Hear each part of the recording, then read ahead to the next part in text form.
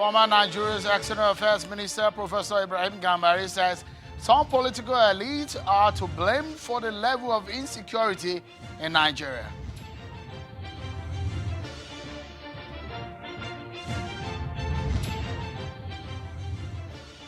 And the Presidential Elections Tribunal will tomorrow, Wednesday, the 11th of September 2019, deliver ruling in the petition by the PDP and its presidential candidate Atiku Abubakar against the victory of Muhammadu Buhari and the APC in the 2019 presidential election.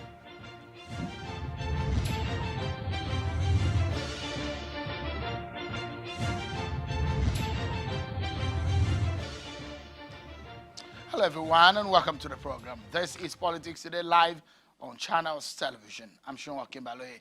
Tomorrow is a big day. What some will say is the D-Day.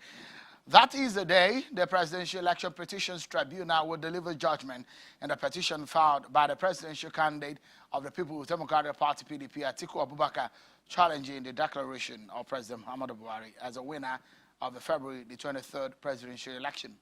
The tribunal, in a notice of hearing conveyed to parties in the petition through text messages and telephone calls, announced its resolution to make its findings and final decision on the petition public on Wednesday.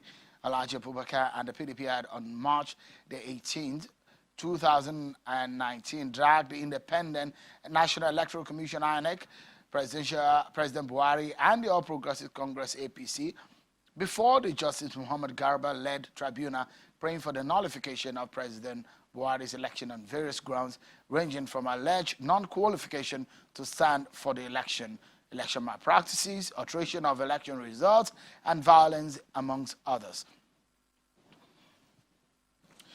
Let's check some other stories we are following for you on our political roundup.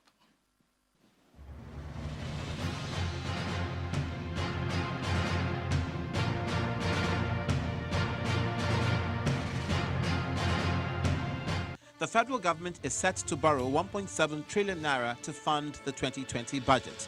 That's according to the Minister of Finance, Budget and National Planning, Mrs. Zainab Ahmed. According to her, other sources of funding for the budget will come from the sale of government property, privatization proceeds, and from multilateral tied loans. The minister also explains that the cost of debt servicing is expected to rise from 2.44 trillion naira in 2019 to about 2.45 trillion naira by 2020. There will be new borrowings, and the new borrowing for this year will be 1.7 trillion. Youth from the 21 local government areas of Kogi State stormed Lokoja, the state capital, to celebrate the victory of Governor Yahaya Bello as the flag bearer of the APC and the nomination of Chief Edward Onoja as the running mate in the November 16th governorship election. Some of the youth described the nomination of the Chief of Staff as a welcome development which they believe will seal the victory of the APC. He is the definition of the new Nigerian leader. Highly detribalized, religiously balanced. As part of activities to mark his first 100 days in office, the Oyo State Governor, Seyi Makinde, has inaugurated the newly rehabilitated state hospital at Adeoyo Ring Road, Ibadan, to improve healthcare delivery. Governor Makinde, while inspecting the newly equipped hospital, notes that the installed equipment will give life to secondary health care, which has been epileptic in the state. We're concerned about delivering value for the people of Oyo State.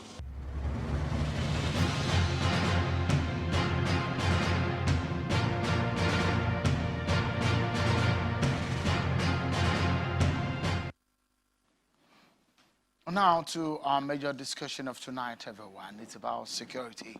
Let me ask you, everyone, wherever you may be watching, what do you think are some of the reasons for the challenges of security that we face in Nigeria? Okay, let that sink in. And hold the thought, everyone. Listen to this. This might shock you. Nigeria's political elites have failed to learn from history and are constantly fanning the flames of disaffection amongst Nigerian citizens. Those are not my own words. They are those of Nigeria's former permanent representative to the United Nations and Nigeria's former External Affairs Minister, Professor Ibrahim Gambari, who says Nigeria's security situation is very unfortunate, as he blames some of the political elite in the country for instigating the crisis for selfish reasons. The former diplomat made the remarks at a counterterrorism and electoral violence summit organized by the Nigerian Army in Abuja. Take a listen to him. Ensure that our political elite learn from history. They must stop funding the embers of hatred and animosity and ethnicity for selfish political and financial ends. Because such attitudes are not typical of nations that created strong national identity within its policy and among its people. The sections of our national elite, the political elite, they are like the Bourbons of France. We seem to have learned nothing and forgotten nothing. Because if we have learned something, if we have forgotten something, we will not very flippantly be sounding the trumpets of war. Hold that message or that statement on one hand. Listen to this one. The United Nations has also identified institutional failure at the different levels of governance in Nigeria as responsible for the killing of over 1,400 people since March 2019, particularly by armed herdsmen, bandits, and kidnappers. The country director of the United Nations in Nigeria, Mr. Edward Callon, disclosed this in Makurdi, the Benue State capital, during a meeting with Governor Samuel Otom, noting that killings by armed herdsmen and bandits may have outclassed killings by the Boko Haram sect. Such scenario, isn't it? Let's get perspectives on this matter tonight, everyone. And I have joining me in our Abuja studio an experienced politician, a lawyer, and the national chairman of the Zenith Labour Party, Chief Dan Nwanyanwu. We'll also get some expert opinion from a retired military officer who will be joining us on the program in a short while. Let me get to you, Chief Nwanyanwu. With what we said, Professor Gambari, this is not just an ordinary Nigerian, it's an eminent Nigerian who says, look, the security situation in Nigeria blame politicians or the political elite for fanning the embers of violence and discord in the country.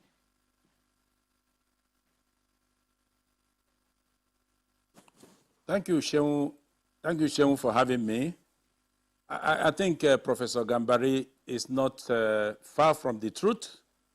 What he forgot was to also mention the business elites that are also involved in these problems we have in Nigeria. Political elites, yes, because due to selfishness, due to greed, avarice, most of the political elites are involved in using the people of Nigeria, innocent Nigerians, who will not be part and parcel of the benefits of governance, to create a lot of problems in the body politic, including kidnapping, including killings. And I agree, they have not learned anything. We have had this over the years. It's not just starting. Over and over again, you get politicians get involved in this bad behavior. Take, for example, Boko Haram. It was supported and funded by politicians and some politicians. Ditto most other organizations creating problems in Nigeria. And I want to give you an example of what happened recently. You see, when a politician is looking for something, most of the politicians, they stop at nothing in getting what they are looking for, even where blood people will die. Take the primaries that took place in Kogi just a few days ago. I monitored it. We also had our primaries 2-3 days before PDP and APC. And it was very peaceful. But let us look at the PDP primaries. It was peaceful up to the point of sorting out the votes from 10 boxes. And during this sorting, it was possible for you to know by the heaps on who was coasting to victory. Suddenly, there was gunfire. Bullets started flying everywhere. And in that confusion, a chunk of the votes got missing. so soon thereafter, they came back and then announced, finished the collation of the sorting of 2 other boxes out of the 10. They announced the result. PDP reacted immediately that it was Yahaya Bello, the governor, that sponsored the shooting, the bandits. And I said, what has Yahaya Bello got to do with this? A lot of people ask that question. But from the report of the appeal panel of the PDP, headed by the national chairman of the party, Uche Secondus, those votes that disappeared belonged to Dino Melaye. So the confusion was caused. There must be a circumstance for those votes to disappear. And out of the remaining 2 boxes, Dino Melaye was awarded 70 votes. I praise the chairman of PDP, Uche Secondus, for having the courage to make that report public. But he fell short of mentioning the number of votes. On further inquiry, those votes were about 400, which belonged to Dino Melaye. So why talk about the governor, who had no hand in your primaries? This is the plan. This is the system of most elite politicians. So it is clear, without doubt, that Yahaya Bello, governor of Kogi State, has no hand in the shooting. The shooting was from inside. I mean, we've seen situations. We've seen. Yeah. So a lot of the times when you see electoral violence, you see shooting at elections. The big question is, why is the desperation in Nigeria's politics that has led to the incessant killings across the country? The desperation has nothing to do with the people. Take, for example, what happened in Rivers. Take Rivers, for example. Politicians were ready to kill as many as possible, but for the responsibility of some other politicians who said this will not happen. So it is not in the interest of the people. It is for selfish interests. It is for their own interests, for them to grab power, steal from the common patrimony, and they will not think about the people they are supposed to govern. So this Professor Gambari was apt in mentioning the involvement of elite politics. It's all over the country. You can't put it at one point. If the Rivers people were not determined to make sure that their votes counted, to hold on to their votes and stood by it, you saw how some people, a doctor, a lecturer was shot and all that. It happened in so many places that were not reported. Chief Nwanyanwu, apologies, let me butt in again. You've touched on a very sensitive issue. The issues of kidnapping is there, the issues of banditry is there, the issues of theft, the issues of violence in election. There's so many issues relating to insecurity in the country. But a lot of people will ask question that there are security votes to governors every month or every other month in the country. The responsibility of state governors, what would you say about this in curbing violence and insecurity in the country? You see, commissioners of police in the state only take instructions from governors when it doesn't matter. When you get to the issue of core issues of security, no governor can move the police. No governor can move the army. And that's why in the 2014 National Conference, we talked about this community policing, state policing, so that the governors will have powers and hold people responsible. A commissioner of police in the state will have to call the IG on certain instructions from the governor. So you don't blame the governors. The fact that they have security votes, the money will not go on an errand. Yes, they have bought bullion, they have bought buses, they bought pilot cars, vehicles.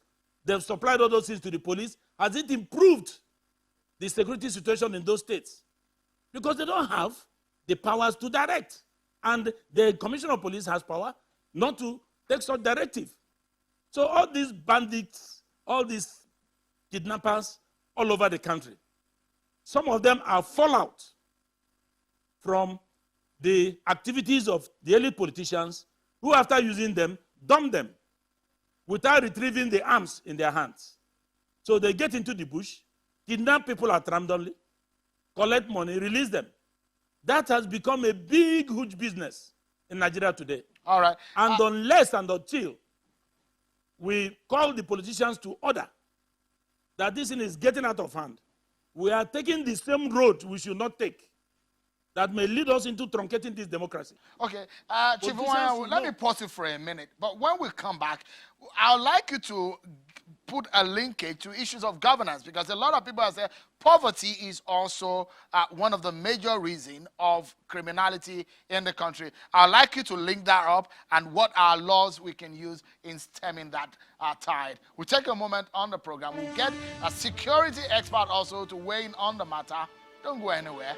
We want to solve the problem of insecurity in Nigeria, and we'll be right back.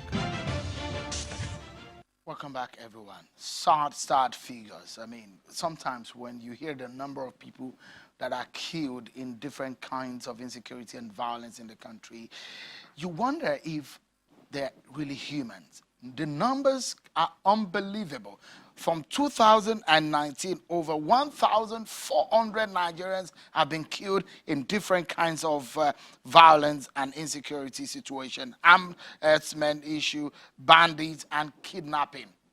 And so tonight, we're discussing from what a former envoy to the United Nations and former External Affairs Minister, Professor Ibrahim Gambari, said that political elites in the country are to be blamed for some of this issue.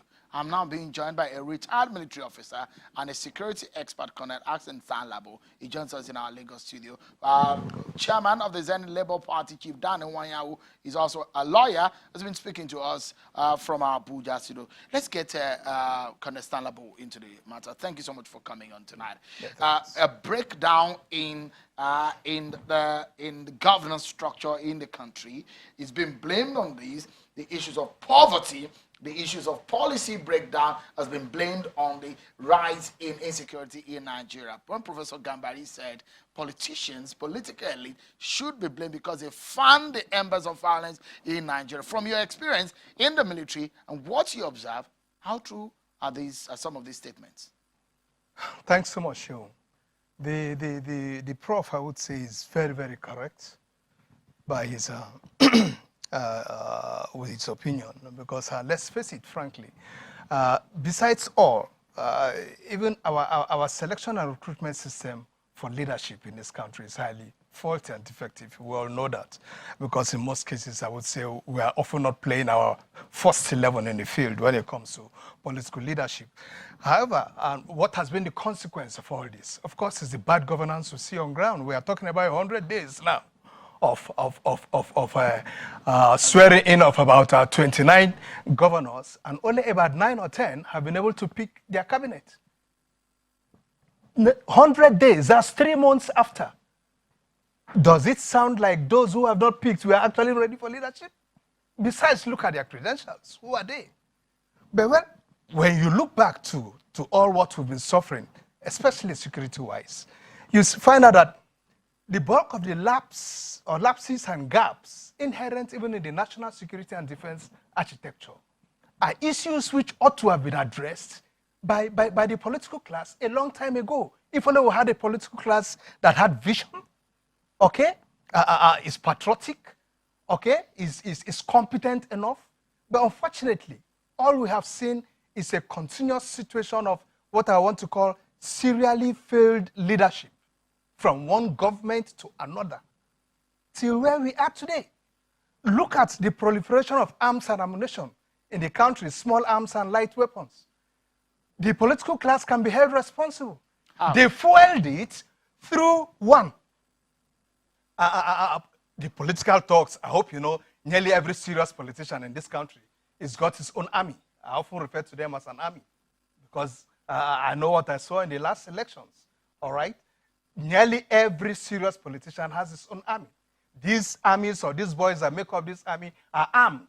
So what do they do with the weapons after election? Of course, after the elections, who collects the weapons? When in most cases, the same greedy politicians cannot take good care of these boys. So in most cases, they turn blind eyes completely, and the boys go away with the weapons. You and I know very well how these weapons end up being used in society. And the bulk of all these problems can be blamed on the fact that, look, we don't have, our sanctions are not cogent enough. We often just slap people on the wrist in the name of sanctions. And that's why there's so much impunity. People could do whatever they wish to do because they know that the consequence can always be taken care of. Are you suggesting we could go in the way of China in some of I am a great advocate of death penalty in this country. I have said it severally. I don't hide it. On which kind of offense? Oh my God, there are so many. The first thing is corruption. You see all these politicians doing away with our billions of naira after being governors, and they end up in Senate, end up in the cabinet. By now, if it were a serious environment, by now we should have buried all this. We could have fired them fired them like armed robbers the way we did way back some years back.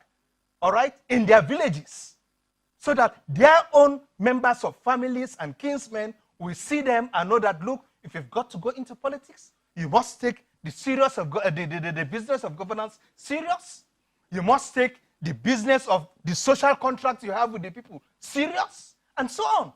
So if we have the rise, and Professor Gambari is saying, blame the politicians because the issues of ethnicity, the issue of religion are always being found to increase the spate of violence in the country, then how do we ensure that this does not go on? Because people die every day. I have just talked about the nature of our sanctions. We must come up with serious sanctions.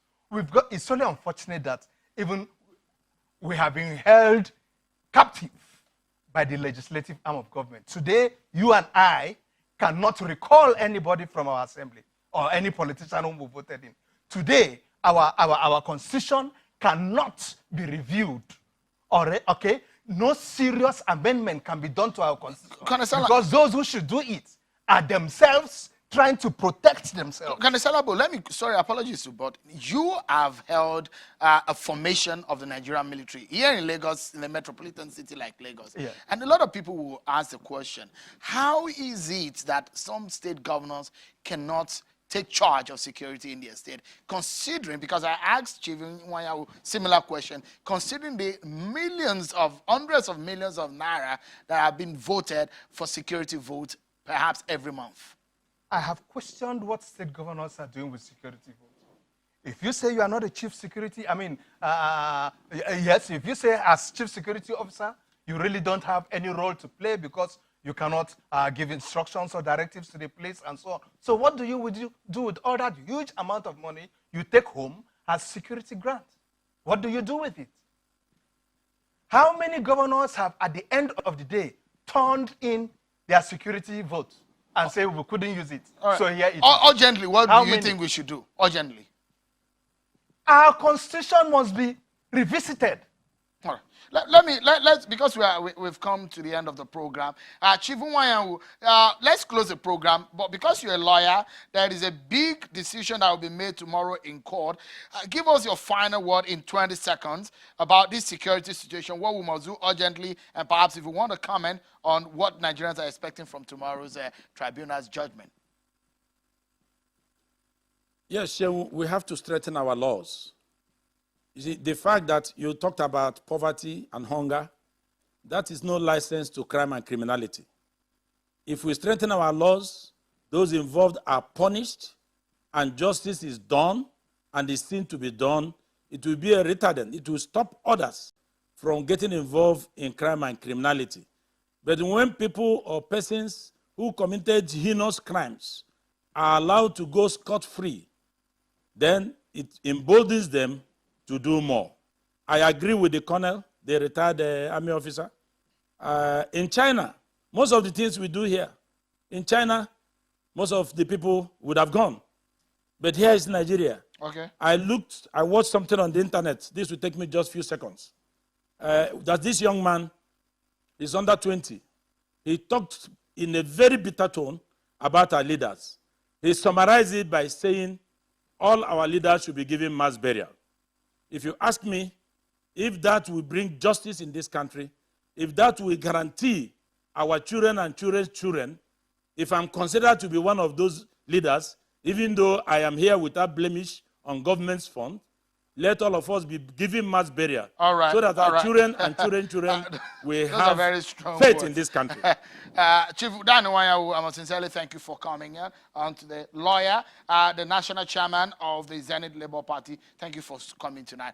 And your contributions tonight, Colonel Stan-Labo, is deeply appreciated. Thank you so much for coming on. I appreciate you.